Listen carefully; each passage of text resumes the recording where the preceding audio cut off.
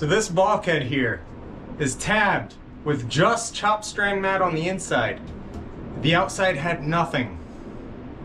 That is unacceptable on an ocean-going boat.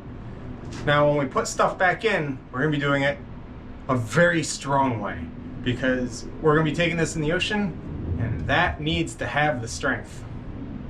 We've got big plans for the small boat. We're learning as we go.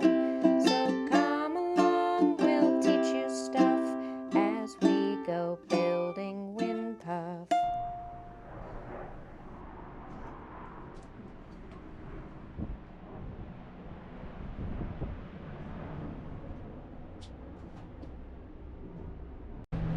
Look at how this main bulkhead's attached. We have the plywood, some filler, and just a tiny bit of tabbing.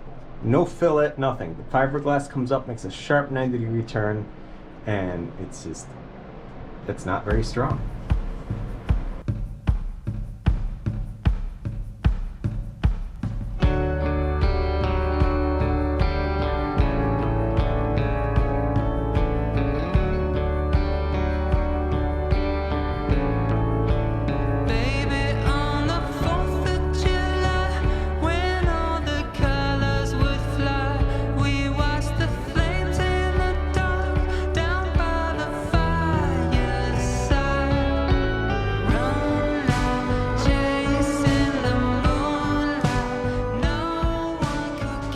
Side quest!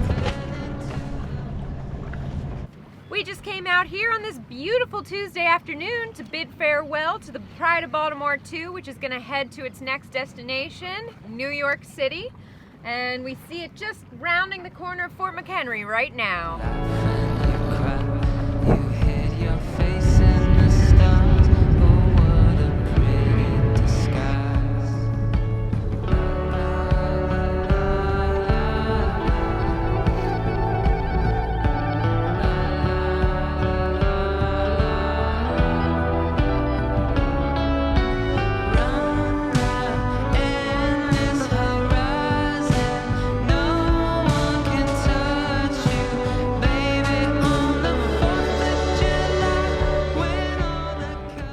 Alright guys, while I've got you here, we've got a bit of a conundrum. We need your help. So we've got a question for you, and I'd love to see your answers in the comments because they're really gonna help us make our decision. Big question for the future of Windpuff's motor. Do we do inboard or outboard? So Adam Voyager does an awesome conversion where they take out the inboard, you seal up the keel, you seal up the rudder aperture, and then underwater, the thing is just a beast. Everything is fair and smooth, so your sailing is pristine. Like, it's better than any feathering prop could ever imagine. And then to give you power, they put an outboard in the aft lazarette. And he's got this clamshell system where it like kicks up, so water can't splash in, but the prop can get outside. It's an option, but our wind vane's gonna go where that thing needs to kick up into. So instead, we're considering one that actually goes vertically. So, do we go along with this plan, this new plan, or do we stick to the old plan of having a large inboard motor and a generator to help supplement? So an inboard would take up a lot of space inside, where an outboard frees up all that space inside and just takes up the aft lazarette. Now, where it really comes in is we want to be able to do the ICW with Windpuff, which means a lot of motoring.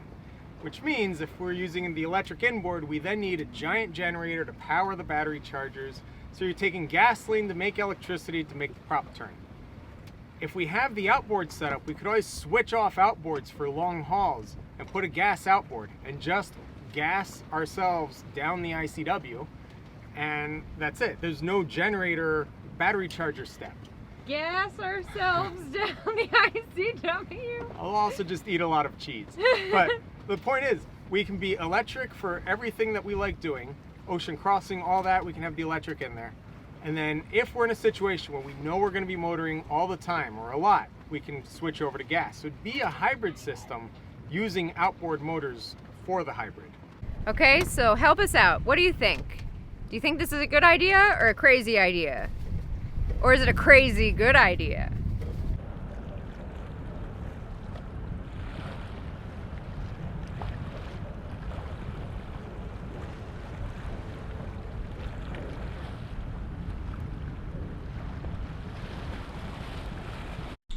While cutting out the bulkheads on this boat, I made an alarming discovery. It turns out that the bulkheads are tabbed on one side only, not both sides, which is the minimum. They had half of the minimum, which is just below the minimum. So at first I was thinking, wow, that's like some shoddy workmanship. I mean, you always hear about Allberg 30s being capable of going around the world and sailing out in the ocean, and they're a blue water boat. And to showcase this the best, Yves Galinas sailed around the whole world and cruised for 40 years. And after 40 years, he said that the Allberg 30 is the perfect cruising boat.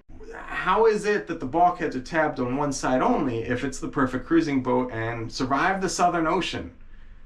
Like, how could it, how? Well, it turns out that before he went cruising, he did a lot of modifications to the Allberg 30. He added 4 additional bulkheads to the boat to make it stronger. That way it could then withstand sailing and cruising and just all the stuff the ocean's gonna throw at you.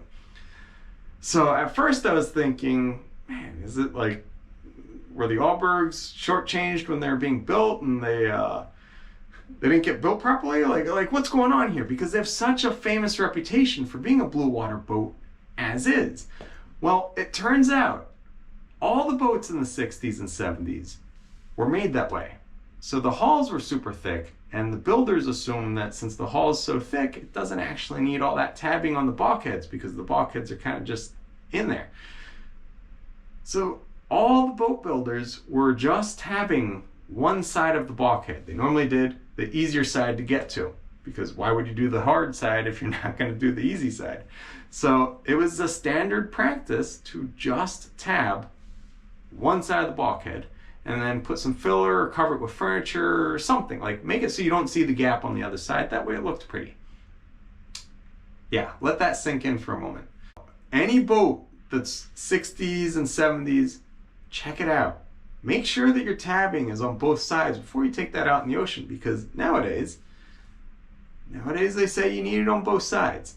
Little PSA, if you got a boat, check its bulkheads, make sure it's tabbed on both sides. And if it isn't tabbed on both sides, begin the disassembly, because you got to get in there and tab both sides of those bulkheads. Being how Yves Galinas added additional bulkheads in the boat to make it stronger, to make it a safer cruiser for out in the ocean, I don't feel so bad about my ideas where I think that the boat needs some beefing up in order to go out in the ocean, because apparently I'm not the only one who thought that. So anyway, that's just a fun little Easter egg that I discovered, and then found out that that was just status quo. That's how boats were built back in the 60s up until the late 70s. They were built that way, as the acceptable, like, that is the good way to build a boat. So we're going to be doing the current day good way to build a boat and put lots and lots of tabbing to make stuff really, really strong.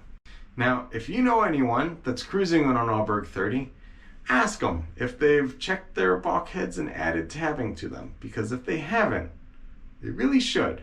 And if they insist that they don't need to, I just pray that they get good weather.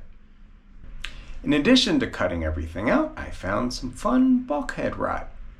So I started cutting out the rot in that bulkhead, but then it just went a lot further than I expected it to. So that I'm going to tackle later when I get to working on that bulkhead. Because right now, I got to get this ring frame glassed in, and also this little quarter bulkhead, I got to get that guy glassed in as well. And one of the original bulkheads that we're keeping, I ground away all the non-existent tabbing, and we're going to add tabbing to make it strong, because it needs to have that. So on this side, it had a little 2-inch strip of tabbing. That was it. On this side, no tabbing at all. Just a bit of mud put in there just to, make it look good. Close the gap. And you can see here on a section where I cut out the bulkhead, you had thin little tabbing and then this filler stuff. And the filler stuff is not thickened epoxy. It feels more like rubberish stuff. It kind of crumbles out. I'm not sure what it is. So if any of you guys know what this stuff is that they would have put in, and it looks kind of like that too, let me know, because I'm really curious what it is.